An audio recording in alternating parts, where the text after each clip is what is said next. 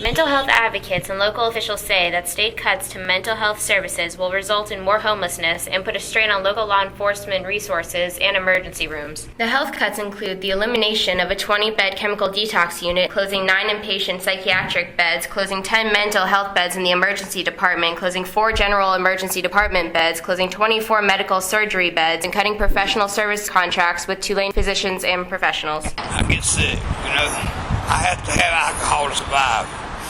The mental health cuts have made it more challenging for New Orleans' most vulnerable population to receive help. Tim has been living on the streets of New Orleans for over a decade. Stop. I told you, you're bleeding out of your eyeballs and you're gonna die. They told me, no, we can't help you. The health cuts are putting a strain on state hospitals. LSU Interim Hospital no longer has the capacity to admit and take care of all the patients at one time. Our ability to care for all patients will be reduced. The homeless population is running out of options to receive help. I guess you have to get locked up and go to jail, and then the judge say, okay, I'm going to refer you to the rehab. This type of thinking isn't far from the truth. It's either jail or nothing. This may be one reason why New Orleans has such a high incarceration rate overall. It's just a math equation. In a story published in the New Orleans Gambit Weekly, medical director for the Orleans Parish Prison, Sam Gore, estimated that about 45% of the inmates at prison may suffer from some form of mental illness. Spanning over the month of March, the New Orleans Police Department responded to about 49,000 emergency calls. There are about 300 calls from mentally ill patients. When the police are handling these calls for service here, they aren't out there doing police work or patrolling. The United States has the highest incarceration rate of any country in the world.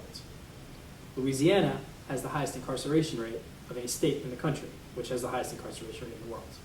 New Orleans has the highest incarceration rate of any city in the state of Louisiana. Nationwide, about 4.4 million people are served by mental health systems. In 2010, 8% of those with documented mental health issues were either being treated in an institution, in jail, or homeless. 3.3 live in mental health institutions. In Louisiana, 52,000 people are being treated in the mental health system, but only 0.7% live in an institutional setting. If they had better facilities to keep these people in, maybe they just wouldn't have these routine calls for service involving persons who are mentally ill.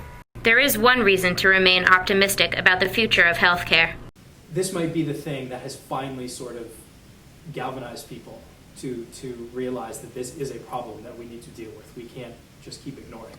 Recently, the State Department of Health and Hospitals hired Magellan, a publicly traded managed care specialist, to run an overhaul and expansion of mental health and addiction services for the state's Medicaid and uninsured populations. We're in the process of trying to collect that data now.